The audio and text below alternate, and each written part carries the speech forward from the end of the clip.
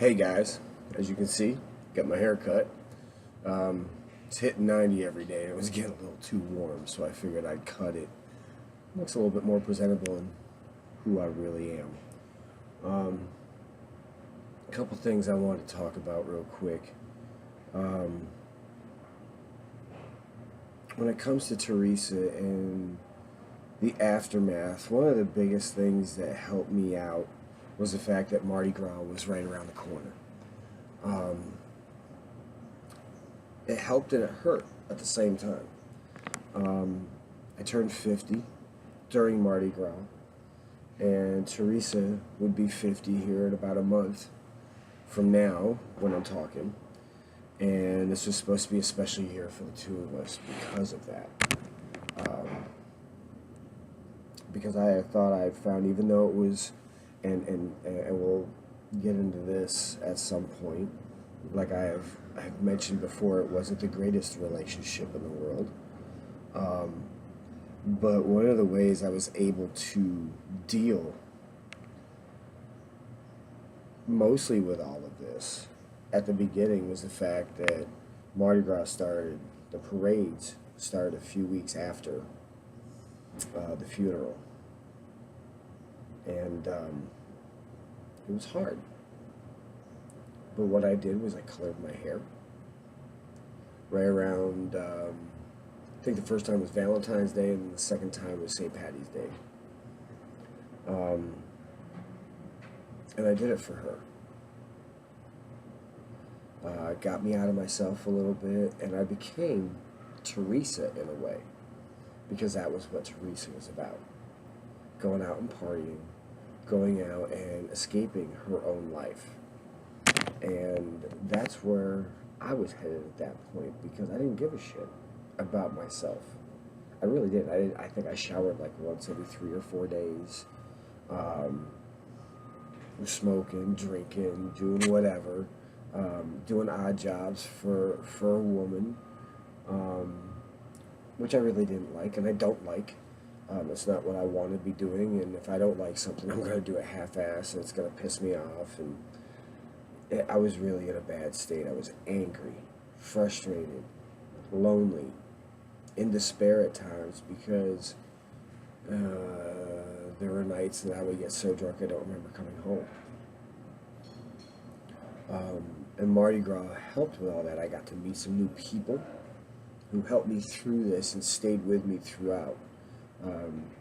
I was pretty much right around Napoleon Avenue for the most part. I did head downtown on St. Charles a little bit for a couple of days, but for the most part I stayed right around Napoleon and St. Charles and Magazine, right in that area. Met some wonderful people down through there. You know, at first when they see a guy come up and he's by himself and blah, blah, blah, they kind of look at you funny, but after a couple days they know that you're not a bad guy. So I made some new friends, and it helped me out through the whole thing. You know, I told them what was going on, and, you know, the last few days was great when I put the unicorn wig on and had my sign out that said I was 50, and I got inundated daily with beads, and I would come home with 2 bags of stuff almost every day. So, but at the end of the night, on those days, I was empty. I would come home, and I would have all this stuff, and I had nobody to give it to. Teresa wasn't around to share it with, to be down there in all of this with me. Even though she was there in spirit, she wasn't there, and it killed me. Or at least it felt like it did inside.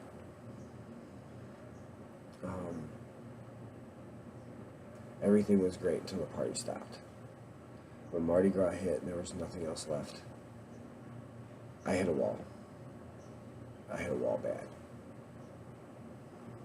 I had lost another job at that time, besides Mellow Mushroom, and my confidence was very, very low.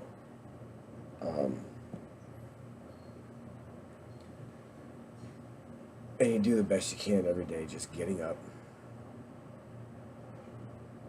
trying to face the world with the mementos that you have, and the person you love. And it's hard because I have a lot of her stuff. But I did it for a reason, so she would be near me. I don't want to forget her, ever. I never want to lose her.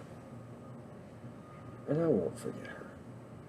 She has a huge hole right here that she feels. And let me just show you something. This right here, this tattoo, okay? I got this a couple of days after we met. It is a Pisces sign that I got and a henna tattoo to begin with to see how it would look, and I loved it. And I got it transferred over into a regular tattoo, and it's right over my heart. She will always be here. There's not a day that doesn't go by that I don't see that, because I look in the mirror every day. But I don't see that and think about her. It will always happen.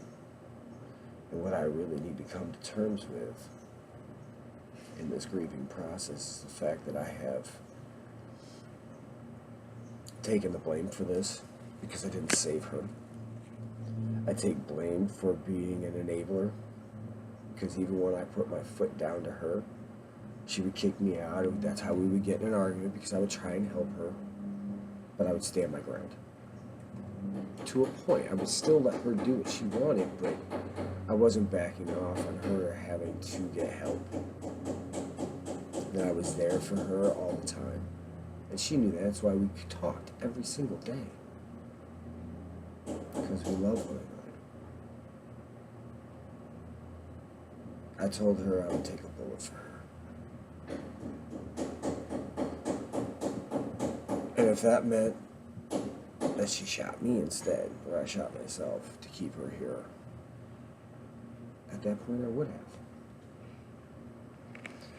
I really don't know if I would right now, with all the pain and agony that I went through, and that she put me through. And let's also point out that I let it happen, because I love her. I let her do what she did to me, with the belief that she would turn around at some point, like I've seen other friends of hers do, and turn around and it would just be the two of us. We could live happily ever after with nobody else, but that would never happen. She always had her foot out the door, trying to find the next big thing. And that's a hard pill to swallow for a man that absolutely loves someone.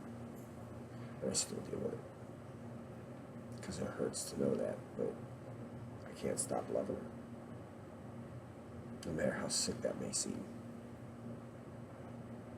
But that's the truth.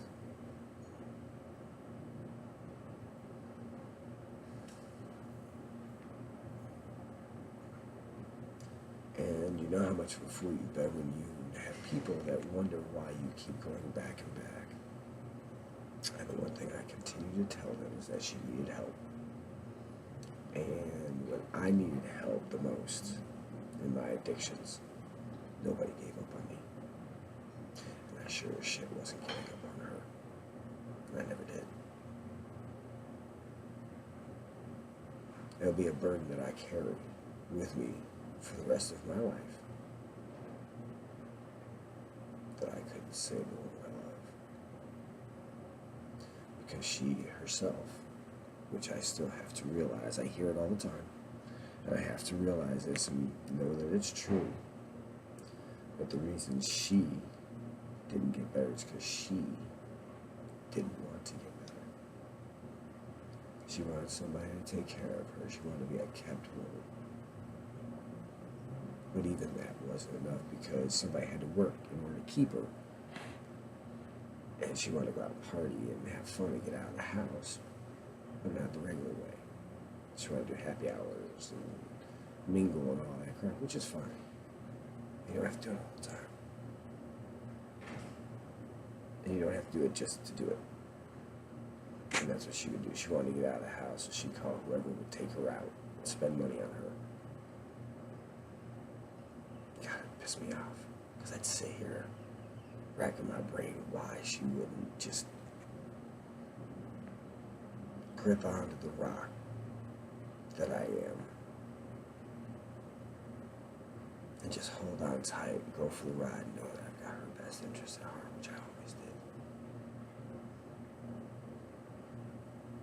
We'll talk more about this later, but I need to get this out. Have a great day, everybody.